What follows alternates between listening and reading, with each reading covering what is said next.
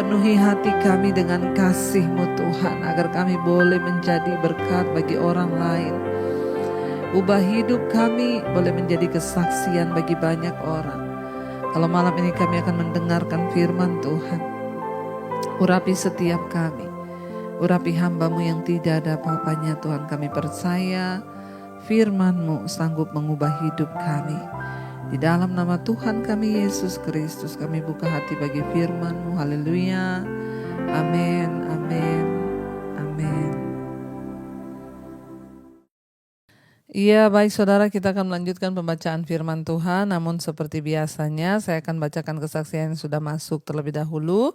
Saya percaya kesaksian akan membangkitkan iman percaya kita kepada Tuhan. Iya, satu kesaksian yang sudah masuk. Shalom Ibu Debbie, selamat malam. Dan salam sehat selalu Bu. Izinkan saya bersaksi akan mujizat dan kedahsyatan dari Tuhan Yesus Kristus. Ketika saya mulai rutin mengikuti mesbah doa dan juga mesbah syukur. Jadi begini ceritanya Bu. Beberapa waktu yang lalu saya menonton drama Korea. Padahal sebelumnya saya tidak pernah suka nonton drama Korea. Tapi saya berpikir kan hanya beberapa episode saja. Akhirnya saya mulai menonton drama Korea. Dan selama menonton saya tidak pernah meninggalkan mesbah doa. Tapi saat-saat episode terakhir saya mulai kebut untuk menontonnya, bahkan tanpa terasa saya sering kali menontonnya hingga jam 1 dini hari. Wow, nonton drama Korea sampai jam 1 dini hari ya. Padahal kalau nonton doa ngantuk loh kalau jam 1 ya, tapi karena drama Korea ini. Setelah menonton sampai jam 1 dini hari, saya langsung tertidur karena saya sudah capek. Dan saya mulai meninggalkan mesbah doa. Pada pagi harinya apa yang terjadi Bu? Ya, saya melihat sesuatu yang sungguh mengerikan. Pada pagi harinya setelah saya selesai mandi, saya mau ganti baju, saya mau berangkat ke kantor.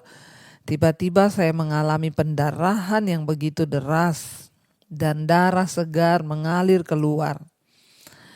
Padahal saya sudah menopause selama 5 tahun. Tiba-tiba kepala saya mengalami pusing sekali. Karena mungkin ya darah yang keluar tuh sangat banyak. Saya langsung masuk ke kamar dan saya berdoa mohon pengampunan kepada Tuhan Yesus. Dan akhirnya saya pergi ke dokter kandungan untuk periksa. Saya langsung di USG. Namun puji Tuhan Bu, hasilnya semuanya bagus. Dokter berkata tidak ada kista, tidak ada miom, tidak ada penyakit apa-apa. Akhirnya saya dilakukan tindakan dengan pemeriksaan dalam dan juga di dalam rahim saya. Namun puji Tuhan hasilnya rahim saya bersih, tidak ada gejala kanker serviks ataupun kanker rahim. Ataupun penyakit-penyakit lainnya yang berkaitan dengan kandungan. Dokternya juga menjadi bingung ya, kenapa saya bisa mengalami pendarahan, darahnya darah segar lagi yang keluar. Akhirnya saya disarankan ya, dokter berkata kalau terjadi pendarahan lagi ya saya harus segera dibawa ke dokter untuk dilakukan pemeriksaan lanjutan. Saya minta ampun kepada Tuhan Bu, saya memohon pengampunan Tuhan karena saya sudah meninggalkan doa, mesbah doa dan saya lebih memilih untuk menonton drama Korea sampai jam 1 malam. Saya menangis di hadapan Tuhan, saya mohon pengampunan dan saya bilang Tuhan, ya saya tidak akan mengulangi lagi Tuhan. Saya tidak akan menonton lagi drama Korea ataupun drama-drama lainnya sehingga saya meninggalkan doa dan mesbah doa. Saya mengakui dosa saya ya di hadapan Tuhan. Saya katakan saya minta ampun karena saya meninggalkan mesbah doa demi drama Korea. Demikian kesaksian saya Bu. Saya bersyukur ya saya disembuhkan dari pendarahan ini. Saya mengikuti mesbah doa dan juga mesbah syukur benar-benar mendatangkan mujizat ya. Saya berterima kasih kepada Tuhan Yesus yang luar biasa, juga kepada Ibu Debbie dan seluruh keluarga. Saya berdoa semoga ibu sekeluarga diberikan kesehatan dan selalu diberkati Tuhan Yesus dalam pelayanan. Dan sesungguhnya saya percaya ya sesungguhnya masih banyak mujizat yang terjadi pada keluarga kami selama kami mengikuti mesbah doa dan juga mesbah syukur. Saya mengikuti dari awal Januari tahun 2021. Haleluya ya, terima kasih dari Ibu Andrea Francisca dari Yogyakarta. Terima kasih Ibu buat kesaksiannya. Seringkali kita menganggap sepele saudara ya. Hal-hal yang kelihatannya biasa ya, tetapi sebenarnya itu Tuhan tidak berkenan. Karena asik mengikuti drama Korea sampai meninggalkan doa, mesbah doa sehingga sibuk sampai jam 1 malam nonton drama Korea. Tapi Tuhan baik ya, Tuhan selalu mengingatkan kita anak-anaknya untuk terus setia dan mencari Tuhan dan jangan pernah meninggalkan persekutuan yang intim dengan Tuhan ya. Tiba-tiba ibu mengalami pendarahan yang hebat ya, tetapi diperiksa ke dokter tidak ada sakit apapun, tidak ditemukan sakit apapun dan puji Tuhan pendarahannya saat ini sudah berhenti. Ketika dia bertobat, Tuhan menyembuhkan. Puji Tuhan Bu, terima kasih buat kesaksiannya. Ya jangan pernah tukarkan Tuhan, hubungan kita dengan Tuhan dengan apapun saudara. Ya karena tanpa kita sadari seringkali kita menjauh dari Tuhan. Karena hobi kita, karena ya hal-hal yang menurut kita menyenangkan. Tapi saya percaya Tuhan itu Tuhan yang mengasihi, karena itu dikatakan berbahagialah orang yang kutegur dan kuhajar. Ya sebab Tuhan mengasihi dan menegur orang yang dikasihinya. Iya puji Tuhan ya Bu. Baik saudara, kita akan lanjutkan pembacaan firman Tuhan malam hari ini. Kemarin kita sudah ya selesai dengan Keluaran pasal 26 saudara ya. Kita sudah membaca Keluaran pasal 26 kemarin dan kita sudah selesai dengan itu. Tentang peraturan-peraturan ya, tentang Kemah suci. Kemarin kita sudah baca bahwa tabir itu telah terbelah ya, sekarang tirai itu ya Tuhan Yesus sudah ya tidak ada lagi pemisah antara kita dengan Tuhan, dan tutup pendamaian itu haruslah kau letakkan di atas tabut ya. Firman Tuhan berkata diatur oleh Tuhan semua ya, dan meja itu haruslah kau taruh di depan tabir itu, dan kandil itu berhadapan dengan meja itu pada sisi selatan dari kemah suci, dan meja itu haruslah kau tempatkan pada sisi utara. Jadi semua diatur oleh Tuhan. Nah sekarang kita melanjutkan ya Keluaran pasal 27 saudara, mengenai mesbah kurban bakaran ya. Ayat yang pertama, haruslah engkau membuat mesbah dari kayu penaga 5 hasta panjangnya dan 5 hasta lebarnya, sehingga mesbah itu 4 persegi tetapi 3 hasta tingginya. Haruslah engkau membuat tanduk-tanduknya pada keempat sudutnya. Tanduk-tanduknya itu haruslah seiras dengan mesbah itu, dan haruslah engkau menyalutnya dengan tembaga. Juga harus engkau membuat kuali-kualinya, tempat menaruh abunya dan sedok-sedoknya dan bokor-bokor penyiramnya, garpu-garpunya dan perbaraan-perbaraannya. Semua perkakasnya itu harus kau buat dari tembaga. 4. Haruslah engkau membuat untuk itu kisi-kisi, yakni jala-jala tembaga, dan pada jala-jala itu haruslah kau buat 4 gelang tembaga pada keempat ujungnya. 5. Haruslah engkau memasang jala-jala itu di bawah jalur mesbah itu, mulai dari sebelah bawah sehingga jala-jala itu sampai setengah tinggi mesbah itu. Ayat 6. Haruslah engkau membuat kayu-kayu pengusung untuk mesbah itu, kayu-kayu pengusung dari kayu penaga dan penyalutnya dengan tembaga. Ayat 7. Kayu-kayu pengusungnya itu haruslah dimasukkan ke dalam gelang-gelang itu, dan kayu-kayu pengusung itu haruslah ada pada kedua rusuk mesbah itu waktu mesbah itu diangkut. Ayat yang ke-8. Mesbah itu harus kau buat berongga dan dari papan seperti yang ditunjukkan kepadamu di atas gunung itu, demikianlah harus dibuat mezbah itu. Jadi saudara, Tuhan tuh mengatur semua ya. Tuhan suruh bikin bait Allah, mezbah, ya mezbah korban, disuruh Tuhan, semuanya diatur oleh Tuhan tata caranya ya, bagaimana mereka membuat meja, bahkan semua. Mezbah kurban bakaran itu adalah hal pertama yang dilihat oleh orang Israel ketika mereka memasuki halaman kemah suci.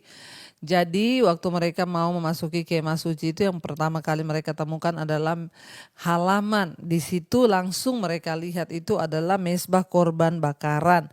Untuk membakar korban pada zaman dulu orang Israel menghadap Tuhan untuk masuk ke dalam kemah suci itu mereka harus membawa kurban.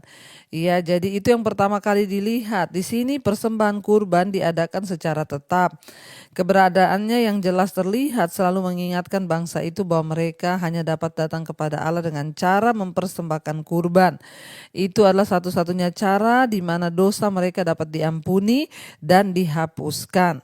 Jadi saudara, pada zaman dulu kita tahu bersama ketika mereka harus mencari Tuhan, menghadap Tuhan, berjumpa dengan Tuhan dalam hadiratnya, maka mereka harus membakar kurban. Kenapa? Kenapa mereka harus membakar kurban, mempersembahkan kurban? Itu tanda bahwa dosa mereka diampuni ya. Kurban itu berbicara tentang ya darah tebusan. Jadi mereka harus menghadap Tuhan dengan tangan yang suci, yang kudus. Ya bisanya dengan apa? Mempersembahkan kurban, kurbannya dibakar dan mereka layak untuk masuk. Tetapi kita tahu bersama dalam Ibrani 10 saudara, dikatakan di sana Yesus adalah menjadi perantara yang digambarkan sebagai kurban, ya korban yang hidup. Yesus anak domba Allah. Kenapa Yesus dikatakan anak domba Allah? Karena tanpa Yesus ya sampai hari ini mungkin kita harus membawa korban lagi kalau menghadap Tuhan. Tetapi dengan korban Yesus sebagai anak domba Allah yang dipersembahkan bagi dosa umat manusia di dunia ini, dia disalib saudara, dibunuh, darahnya itu tercurah untuk menggenapi dan menyempurnakan semua kurban-kurban. Makanya sekarang kita untuk menghadap Tuhan tidak perlu lagi bawa kambing, ya domba, lembu, sapi, tetapi cukup Yesus menjadi korban yang paling luar biasa. Ya, kita ini mengajarkan bahwa kita sekarang ini tidak lagi perlu mencari cara lain untuk memiliki hubungan pribadi dengan Allah. Tidak ada teori konseling ya, atau ide-ide ya kerohanian yang modern yang dapat menghapus dosa. Enggak ada saudara. Makanya saya selalu berkata, ya datang pada Tuhan secara pribadi, cari Tuhan. Tidak ada satu orang pendeta pun yang bisa menghapus dosa saudara, atau tidak ada metode-metode apapun. Sekarang ini kita bisa datang langsung kepada Tuhan. Tidak ada lagi pemisah, tidak ada lagi kurban yang diperlukan. Engkau cuma cukup datang kepada Tuhan, menghadap kepada Tuhan, membawa hidupmu kepada Tuhan, ya. Ayat yang ke-9 mengenai pelataran dikatakan di sana, haruslah engkau membuat pelataran kemah suci. Untuk pelataran itu pada sebelah selatan harus dibuat layar dari lenan halus dan dipintal benangnya 100 hasta panjangnya pada sisi yang satu itu. 10. Tiang-tiangnya harus ada 20 dan alas-alas tiang itu harus 20 dari tembaga, tetapi kait-kaitan tiang itu dan penyambung-penyambungnya harus dari perak. Ayat yang ke-11, demikian juga pada sebelah utara pada panjangnya harus ada layar yang 100 hasta panjangnya, tiang-tiangnya harus ada 20 dan alas tiang-tiang itu harus ada 20 dari tembaga, tetapi kaitan-kaitan tiang itu dan penyambung-penyambungnya harus dari perak. 12. Dan pada lebar pelataran itu pada sebelah barat harus ada layar yang 50 hasta dengan 10 tiangnya dan 10 alas tiang itu.